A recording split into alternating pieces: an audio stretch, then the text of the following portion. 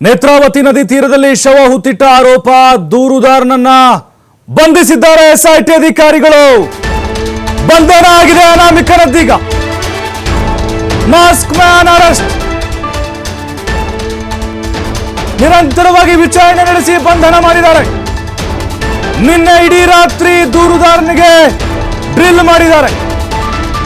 ಬೆಳಗ್ಗೆ 10:30ರಿಂದ ವಿಚಾರಣೆಯನ್ನ ಕೈಗೆತ್ತಿಕೊಂಡಿದ್ರು. ನಿನ್ನೆ ಮಧ್ಯಾಹ್ನ 2 ಗಂಟೆಯಿಂದ ಪ್ರಣವ್ ಮೊಹಾಂತಿ ಅವರು ವಿಚಾರಣೆ ಮಾಡಿದ್ದಾರೆ.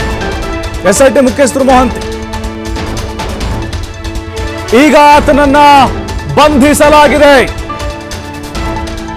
ಅಂದ್ರೆ ಅಧಿಕೃತ ಬಂಧನ. ಈಗ ವಶದಲ್ಲಿದ್ದ ಅಂದ್ರೆ ಆತನನ್ನ ವಿಚಾರಣೆ ಮಾಡ್ತಾ ಇದ್ರು, ಮತ್ತೆ ಅಜ್ಞಾತ ಸ್ಥಳಕ್ಕೆ ಕಳಿಸ್ಕೊಡ್ತಾ ಇದ್ರು.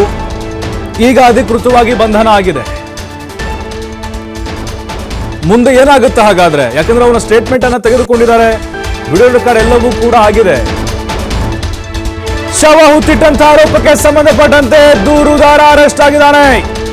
ಮಾಸ್ಕ್ ಮ್ಯಾನ್ ಅನ್ನ ಎಸ್ಐಟಿ ಅಧಿಕಾರಿಗಳು ಬಂಧಿಸಿದ್ದಾರೆ.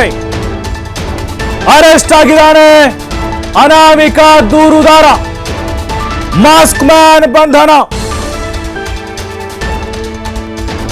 ಎಂತಿಂತ ಬೆಳವಣಿಗೆಗಳಾಗ್ತಾ ಇದೆ ನೋಡಿ ಈಗ. ಯಾಕೆಂದ್ರೆ ಎಸ್ಐಟಿ ಅಧಿಕಾರಿಗಳು ನಿರಂತರವಾಗಿ ಕಳೆದ 5-6 ದಿನಗಳಿಂದ ಆತನನ್ನ ವಿಚಾರಣೆಗೆ ಒಳಪಡಿಸ್ತಾ ಬರ್ತಾ ಇದ್ದಾರೆ. ಹಲವು ಸ್ಫೋಟಕವಾದಂತಹ ಹೇಳಿಕೆಯನ್ನು ಆತ ಕೊಟ್ಟಿದ್ದಾನೆ. ಆದ್ರೆ ಈಗ ಮುಂದೆ ಅವನಿಗೆ ಕಸ್ಟಡಿಗೆ ತೆಗೆದುಕೊಳ್ಳಬಹುದು ಅಥವಾ ನ್ಯಾಯಾಂಗ ಬಂಧನಕ್ಕೆ ಏನಾದರೂ ಒಪ್ಪಿಸ್ತಾರಾ? ಬಹಳ ಕುತೂಹಲ ಇದೆ. ಯಾಕಂತ ಹೇಳಿದ್ರೆ ಆತ ಬಂದ, ನಾನು 100 ಶವಗಳನ್ನು ಹೂತಿದ್ದೇನೆ, ಅತ್ಯಾಚಾರಗಳಾಗಿದೆ, ನಾನು ತೋರಿಸ್ತೇನೆ ಅಂಥೇಳಿ ಸರ್ಕಾರ ಕೂಡ ಬದ್ಧ ಅಂತ ಹೇಳ್ತು. ಎಸ್ಐಟಿ ರಚನೆ ಆಯಿತು. ಎಲ್ಲ ಕಡೆಗಳಲ್ಲೂ ಕೂಡ ಆಗಿದ್ರು. 17 ಪಾಯಿಂಟು 6ರಲ್ಲಿ ಪತ್ತೆ ಆಯಿತು. ಅದು ಬಿಟ್ಟರೆ ಮತ್ತೇನು ಸಿಕ್ಕಿಲ್ಲ. ಹಾಗಾಗಿನೇ ದೂರುದಾರನನ್ನು ಬಂಧಿಸಬೇಕು ಅನ್ನುವಂಥ ಒತ್ತಾಯಗಳು ಒಂದು ಕಡೆ ಕೇಳಿ ಬರ್ತಾ ಇತ್ತು. ಆತನನ್ನು ವಿಚಾರಣೆ ಮಾಡ್ರಿ, ಬಾಯಿ ಬಿಡಿಸ್ರಿ ಅಂತ. ಯಾಕಂತ ಹೇಳಿದ್ರೆ ಆತನ ಕುಟುಂಬಸ್ಥರು, ಆತನ ಜೊತೆ ಇದ್ದಂಥವ್ರು, ಕೆಲಸ ಮಾಡಿದಂಥವ್ರು ಎಲ್ಲರೂ ಇವನು ಉಲ್ಟಾ, ಇಲ್ಲ ಅವನ ಹಣದಾಸೆಗೋಸ್ಕರ ಈ ರೀತಿ ಹೇಳಿಕೆಯನ್ನು ಕೊಡ್ತಾ ಇರಬಹುದು. 100 ಹಣ ಹೂತಿದ್ದೆ ಅನ್ನೋದು ಸುಳ್ಳು, ಅದು ಲೀಗಲಿನ ನಡೀತಾ ಇತ್ತು. ಈ ರೀತಿಯಾದಂಥ ಕೆಲವೊಂದಿಷ್ಟು ವಾದವನ್ನ ಅವನ ಜೊತೆ ಇದ್ದಂಥವ್ರು ಮಾಡ್ತಾ ಇದ್ರು.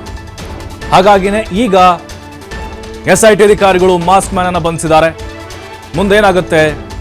ಕೋರ್ಟ್ಗೆ ಹಾಜರುಪಡಿಸುವಂತಹ ಸಾಧ್ಯತೆಗಳು, ಅದಾದ್ಮೇಲೆ ಕಸ್ಟಡಿಗ ಅಥವಾ ನ್ಯಾಯಾಂಗ ಬಂಧನಕ್ಕೆ ಅನ್ನೋದು ನೋಡ್ಬೇಕಾಗತ್ತೆ.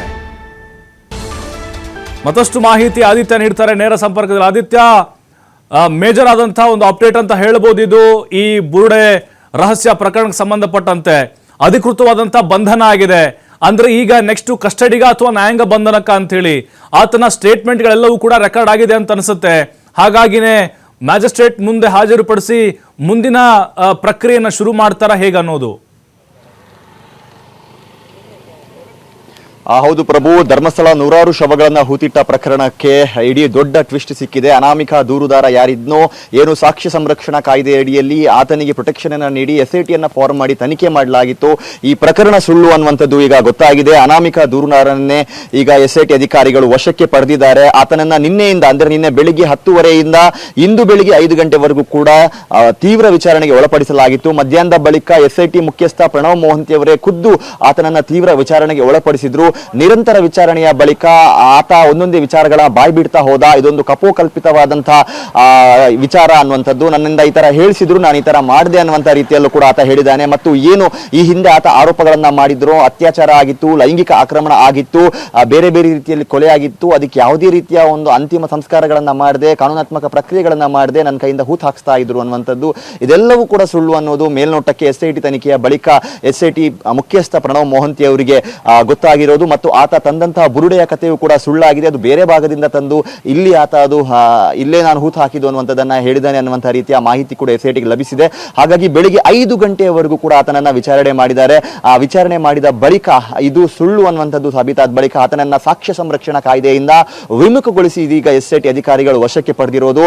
ಇನ್ನೇನು ಕೆಲವೇ ಕ್ಷಣ ಅಂದ್ರೆ ಬೆಳಿಗ್ಗೆ 11 ಗಂಟೆಗೆ ಬೆಳ್ತಂಗಡಿ ನ್ಯಾಯಾಲಯಕ್ಕೆ ಆತನನ್ನ ಈಗ ಹಾಜರುಪಡಿಸಲಿಕ್ಕಿದ್ದಾರೆ.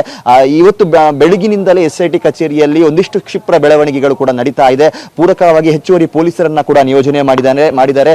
ಇದೇ ಬೆಳ್ತಂಗಡಿ ಕಚೇರಿ ಅಂದ್ರೆ ಪೊಲೀಸ್ ಠಾಣೆಯ ಪಕ್ಕದಲ್ಲೇ ಇದ್ದಂತ ಕ್ವಾರ್ಟರ್ಸ್ ನಲ್ಲಿ SIT ಕಚೇರಿಯನ್ನ ಮಾಡಲಾಗಿತ್ತು. ಅದೇ SIT ಕಚೇರಿಯಲ್ಲಿ ಸರಿಸುಮಾರು 1 ತಿಂಗಳಿನಿಂದ ಈ ಕಾರ್ಯಾಚರಣೆ ನಡೀತಾ ಇತ್ತು. ಅನಾಮಿಕ ದೂರುದಾರನನ್ನ ಕೂಡ ಇಲ್ಲೇ ವಿಚಾರಣೆ ಮಾಡಲಾಗ್ತಾ ಇತ್ತು. ಕಳೆದ 1 ವಾರದಿಂದ ಉತ್ಖನನಕ್ಕೆ ಬ್ರೇಕ್ ಹಾಕಿ ಆತನನ್ನ ತೀವ್ರ ವಿಚಾರಣೆಗೆ ಒಳಪಡಿಸ್ತಾ ಇದ್ರು ಮತ್ತು ಇಲ್ಲೂ ಕೂಡ ಆತನ ವಿಡಿಯೋದ ಹೇಳಿಕೆಗಳನ್ನೆಲ್ಲ ಪಡೆಯಲಾಗ್ತಾ ಇತ್ತು, ದಾಖಲೀಕರಣ ಮಾಡಲಾಗ್ತಾ ಇತ್ತು. ನಿನ್ನೆ ಮಾತ್ರ ಅಂದ್ರೆ ಮೊನ್ನೆ ಕೂಡ ಬ್ರೇಕ್ ಇತ್ತು. ಮೊನ್ನೆ ಮಧ್ಯಾಹ್ನದ ಬಳಿಕ ಆತನನ್ನ ವಿಚಾರಣೆ ಕರೆದಿದ್ರು. ಈ ವಿಚಾರಣೆ ಸಂದರ್ಭದಲ್ಲಿ ಒಂದಿಷ್ಟು ಆತ ಹೇಳ್ತಾ ಇರುವಂತದ್ದು ಸುಳ್ಳು ಅನ್ನುವಂತಹ ಮಾಹಿತಿ SIT ಮುಖ್ಯಸ್ಥ ಪ್ರಣವ್ ಮೊಹಂತಿ ಅವರಿಗೆ ಗೊತ್ತಾಗುತ್ತೆ. ಹಾಗಾಗಿ ದೈನಂದಿನ ರೀತಿಯಲ್ಲಿ ಆತನನ್ನ ಮತ್ತೆ ನಿನ್ನೆ ವಿಚಾರಣೆಗೆ ಕರೆಯಲಾಗುತ್ತೆ.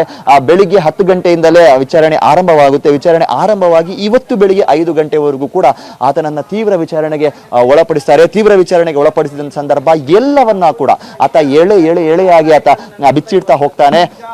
ನಾನು ಈ ತರ ಸುಳ್ಳು ಹೇಳಿದ್ದೀನಿ, ನನ್ನ ಪಶ್ಚಾತ್ತಾಪದ ಪತ್ರದಲ್ಲಿ ಇರುವಂತಹ ವಿಚಾರಗಳು ಸುಳ್ಳು ಮತ್ತು ನಾನು ತಂದಿದ್ದಂತಹ ಬುರುಡೆ ಮತ್ತು ಆ ಬುರುಡೆಯ ಕಥೆಯನ್ನ ಕೂಡ SIT ಅಧಿಕಾರಿಗಳು ಆ ಬುರುಡೆಯ ಜಾಡನ್ನ ಕೂಡ ಹಿಡಿದಿದ್ದಾರೆ.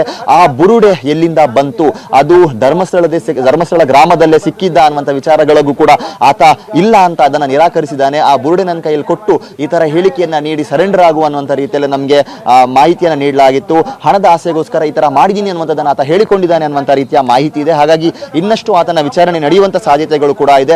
ಇದರೊಂದಿಗೆ ಏನು ಒಂದು ಹಿರಿಯ ವಕೀಲರ ತಂಡ ಈತನ ಪರವಾಗಿ ವಕಾಲತ್ತನ್ನ ವಹಿಸಿ ಇಡೀ ಪ್ರಕರಣದ ಜವಾಬ್ದಾರಿಯನ್ನ ಕೂಡ ತೆಗೆದುಕೊಂಡಿದ್ರು. ಅವರ ಬಳಿಯೂ ಕೂಡ ಇದೇ ರೀತಿಯ ಸುಳ್ಳು ಬುರುಡೆಯನ್ನ ತೋರಿಸಿ ನಾವು ಅವರನ್ನು ನಂಬಿಸುವಂತ ಪ್ರಯತ್ನವನ್ನ ಕೂಡ ಮಾಡಿದೀವಿ ಅನ್ನುವಂಥ ಸ್ಫೋಟಕ ಮಾಹಿತಿಯನ್ನ ಆತ ಹೇಳ್ತಾನೆ. ಇದಾದ ಬಳಿಕ ಅಂದ್ರೆ ನಿರಂತರವಾಗಿ ನಿನ್ನೆ ಏನು ವಿಚಾರಣೆ ನಡೀತಾ ಇತ್ತು ಆ ಸಂದರ್ಭದಲ್ಲೇ ಒಂದು ಅನುಮಾನ ಮೂಡಿತು. ಸಾಮಾನ್ಯವಾಗಿ ಬೆಳಿಗ್ಗೆ ಆರಂಭವಾಗುವಂತಹ SIT ತನಿಖೆ ಅದು ಸಂಜೆ ಒಳಗೆ ಮುಗಿತಾ ಇತ್ತು. ಸರಿಸುಮಾರು 5 ಗಂಟೆ ಅಥವಾ 6 ಗಂಟೆಯ ಒಳಗೆ ಆತನನ್ನ ವಾಪಸ್ ಕಳಿಸ್ತಾ ಇದ್ದಂತಹ ಘಟನಾವಳಿಗಳು ನಡೀತಾ ಇತ್ತು. ಆದ್ರೆ ನಿನ್ನೆ ಮಾತ್ರ ಇದು ರಾತ್ರಿ ಕಳೆದು ತಡರಾತ್ರಿ ಕಳೆದು ಮಧ್ಯರಾತ್ರಿ ಕಳೆದು ಬೆಳಿಗ್ಗೆ 5 ಗಂಟೆವರೆಗೂ ಕೂಡ ನಿರಂತರ ವಿಚಾರಣೆ ನಿದ್ದೆಗಿಟ್ಟು ಆತನನ್ನ ಪ್ರಣವ್ ಮೊಹಂತಿ ಅವರೇ ಕಂಪ್ಲೀಟ್ ಆಗಿ ಏನ್ ವಿಚಾರ ಇದೆ ಅದನ್ನ